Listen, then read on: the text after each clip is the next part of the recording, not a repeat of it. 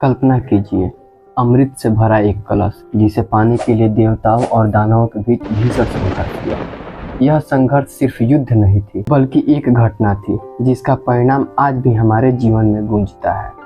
समुद्र मंथन के बाद अमृत की कुछ बूंदें धरती पर गिरी। इन बूंदों ने 4 स्थानों को चुना: प्रयागराज, हरिद्वार, उज्जैन और नासिक। ये वही स्थान है जहाँ आज कुंभ मेला आयोजित होता है। इन बूंदों ने इन्हीं 4 स्थानों को क्यों चुना? क्या इनमें कोई खास बात थी? आइए इसे हम जानते हैं। समुद्र मंथन एक ऐसी घटना है जिसने न सिर्फ देवताओं और दानवों के बीच युद्ध को जन्म दिया, इसने हमारे जीवन में कुछ महत्वपूर्ण परंपराओं को भी आकार दिया। जब समुद्र मंथन से कलश निकला तो सभी इसे प्राप्त करने की चेष्टा करने लगे, लेकिन असली संघर्ष तब शुरू हुआ जब दानवों ने इसे हड़पने की कोशिश की।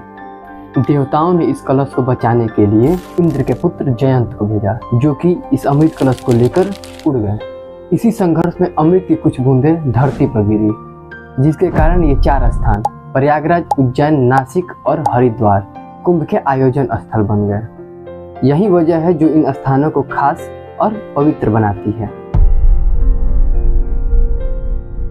महाकुंभ की परंपरा बहुत पुरानी है। कुछ इतिहासकार मानते हैं ये 2000 साल पुरानी परंपरा है, तो कुछ इसे आदि शंकराचार्य से जोड़ते हैं, जिन्होंने सनातन धर्म को जीवित रखने के लिए, पुनर्जीवित करने के लिए इसकी नींव रखी थी। इस मेले का आयोजन हर 12 साल में एक बार होता है, जब बृहस्पति और सूर्य की खास ग्रह स्थिति बनती है। यह आयोजन हमें याद दिलाता है कि आकाशीय घटनाएं किस प्रकार हमारे जीवन को प्रभावित करती है और हम उनका हिस्सा होते हैं। महाकुंभ हर 144 वर्षों में एक बार आता है, जब चारों स्थानों के 12 कुंभ चक्र पूरे हो जाते हैं। यह समय तब आता है जब बहुत बड़े आध्यात्मिक चक्र का समापन होता है। यही कारण है कि महाकुंभ का आयोजन इतने लंबे अंतराल बाद होता है।